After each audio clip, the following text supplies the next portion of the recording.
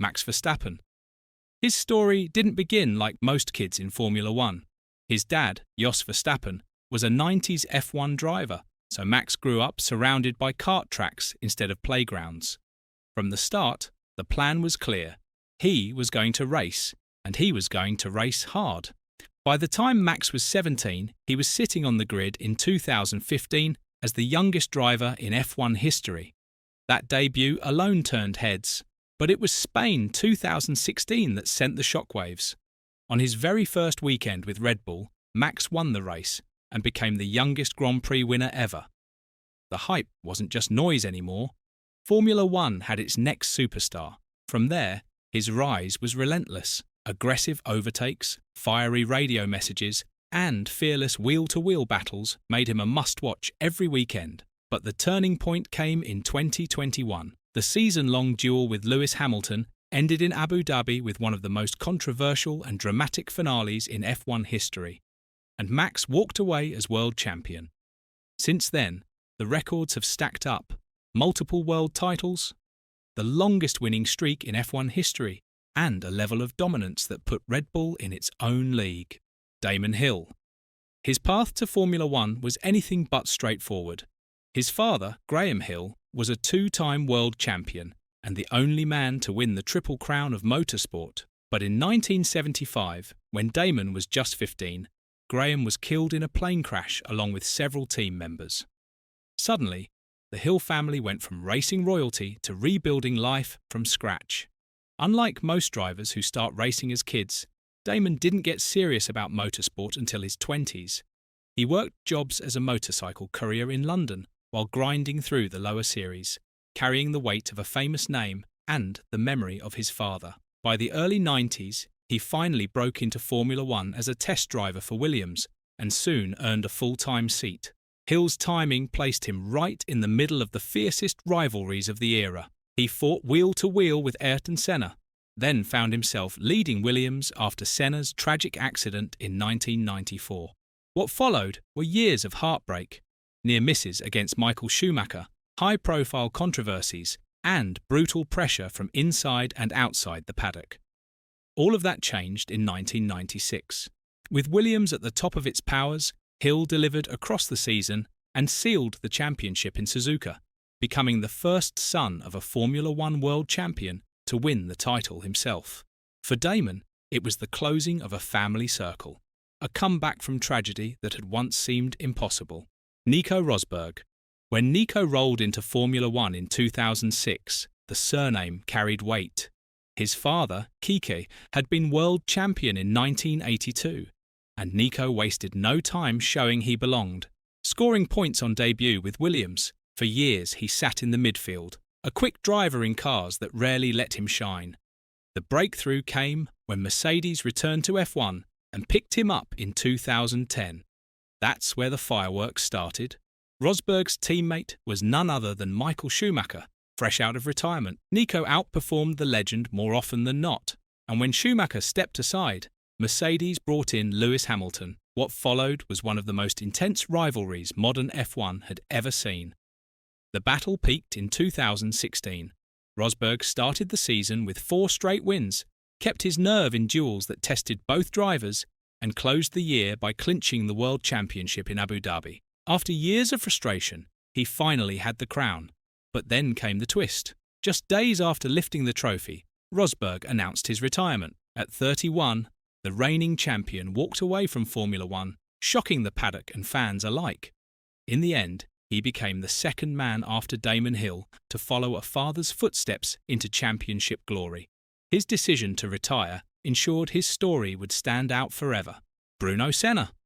As Ayrton's nephew, he carried the most iconic surname in Formula One, and every step was magnified. Ayrton himself once said that Bruno was quick in karts. But after Ayrton's tragic death in 1994, Bruno's racing paused for nearly a decade.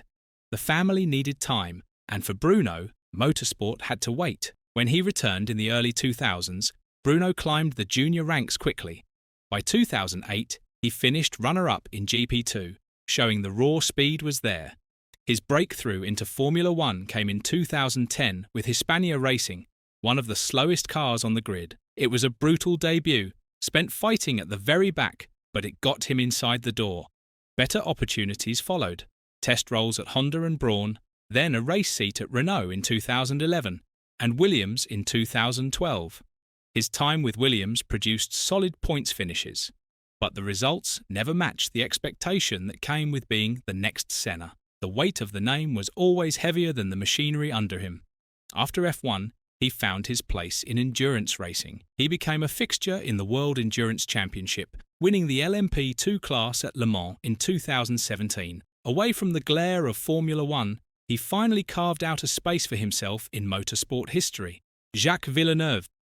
He was born into Formula One royalty. His father, Gilles, became a Ferrari legend in the late 1970s and early 80s, before his life was cut short at Zolder in 1982. Carrying that last name was always going to be heavy, but Jacques didn't take the usual road. He built his own reputation in North America first, winning the 1995 IndyCar Championship and the Indianapolis 500 in the same season. That double punch made the jump to Formula One inevitable. Williams signed him for 1996, and Jacques exploded onto the scene. Pole position on debut in Melbourne, victory in only his fourth race, and a rookie season that almost ended with a championship. He lost out to teammate Damon Hill that year, but his statement had been made. He was quick, aggressive, and unafraid to take risks. The very next season, 1997, Villeneuve delivered the big one. He went toe-to-toe with Michael Schumacher all year, sealing the title in a dramatic finale at Jerez after Schumacher famously collided with him and retired. Jacques crossed the line as world champion, becoming the first Canadian to do so. His F1 career after that was a rollercoaster, with spells at BAR and Renault never recapturing the same magic. But the swagger never left. From his gold helmet design to his outspoken comments, he carved out his own identity in a sport where his father was considered untouchable. For Canada, and for his family's legacy, he'd already delivered the one thing that mattered most: a world championship. Lance Stroll. He has been under the spotlight since day one. His father, Lawrence Stroll, is a billionaire investor who later became owner of the Aston Martin F1 team. That family backing fueled the pay driver label that's followed Lance through his entire career. But behind the jokes and criticism, there have been moments when he turned the entire paddock's head. Stroll debuted with Williams in 2017. In only his 8th race, he scored a podium in Azerbaijan, becoming the second youngest driver ever to stand on an F1 podium. A year later, he moved to Racing Point after his father led the consortium that bought the team. The narrative got even louder, but so did Lance's flashes of speed.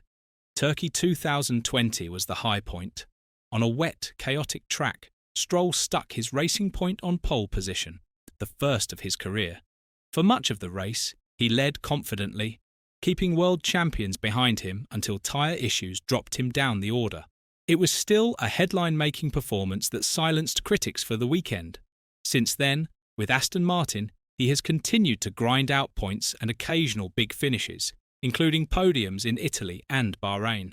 He may never escape the funded seat debates, but the record shows he's delivered more than many expected. Kevin Magnussen.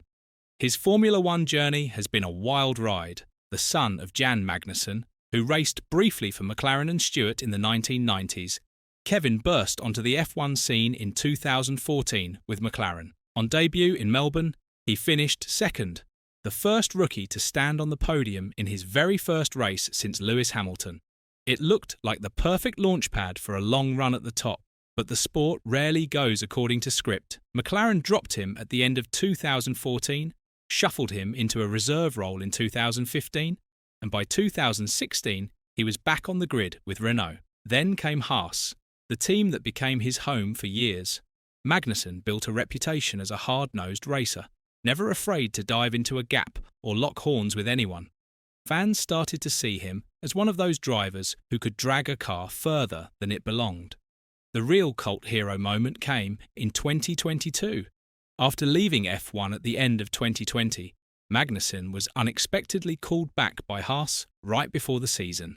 Months later in Brazil, he delivered one of the most popular shockers in recent memory, pole position in mixed conditions, Haas's first ever pole.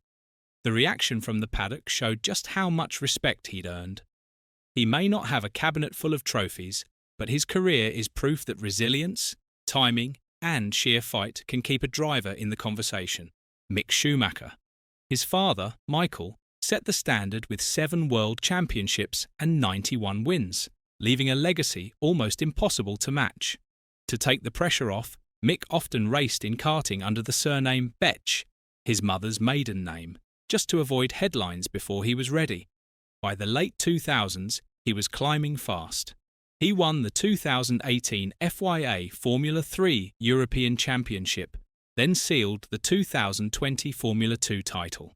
That success earned him a spot on the Formula 1 grid with Haas in 2021, under Ferrari's driver academy. Fans were eager to see the Schumacher name back in the sport after nearly a decade away. Haas, though, was one of the toughest environments for a rookie. The car was slow, underdeveloped, and often miles off the pace.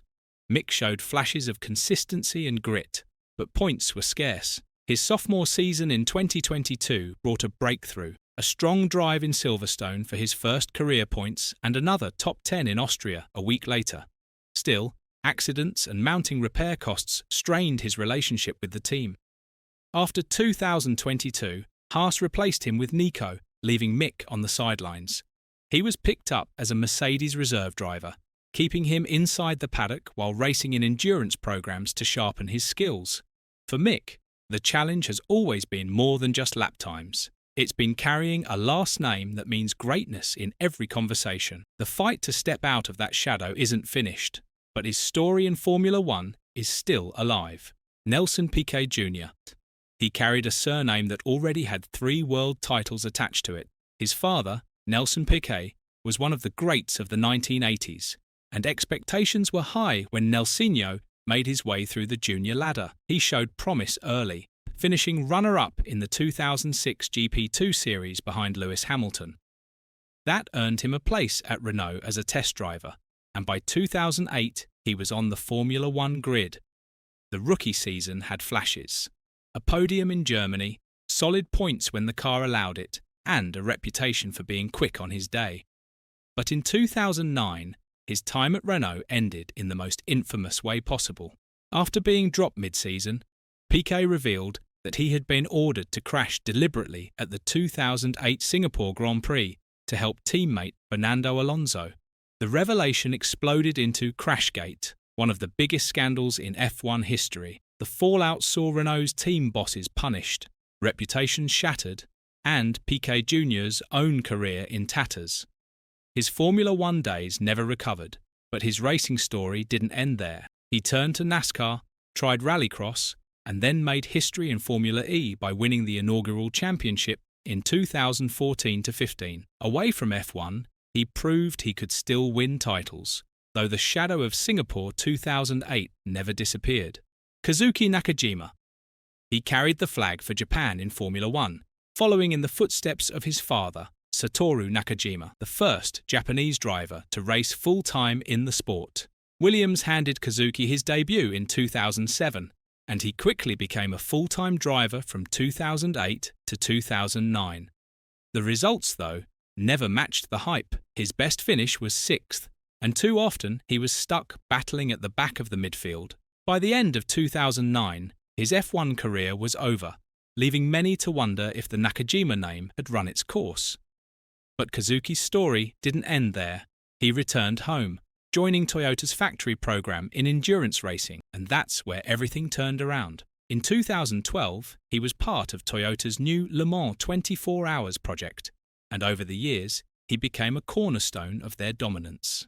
The high point came in 2018, when Nakajima, alongside Fernando Alonso and Sebastian Buemi, finally delivered Toyota's first overall win at Le Mans.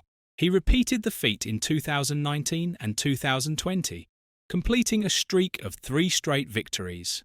Those Le Mans wins gave Nakajima something F1 never could, a defining legacy. He went from a forgotten midfield driver to one of the faces of Toyota's golden age in endurance racing. Today, he's retired from racing, but still active with Toyota, ensuring his name stays tied to motorsport's biggest stages. Now that we've gone through every F1 Nepo baby who defied the odds, which name do you think will echo loudest in racing history 100 years from now? Share your thoughts in the comments section below, leave a like, subscribe, and turn on the notification bell for more amazing videos like this one.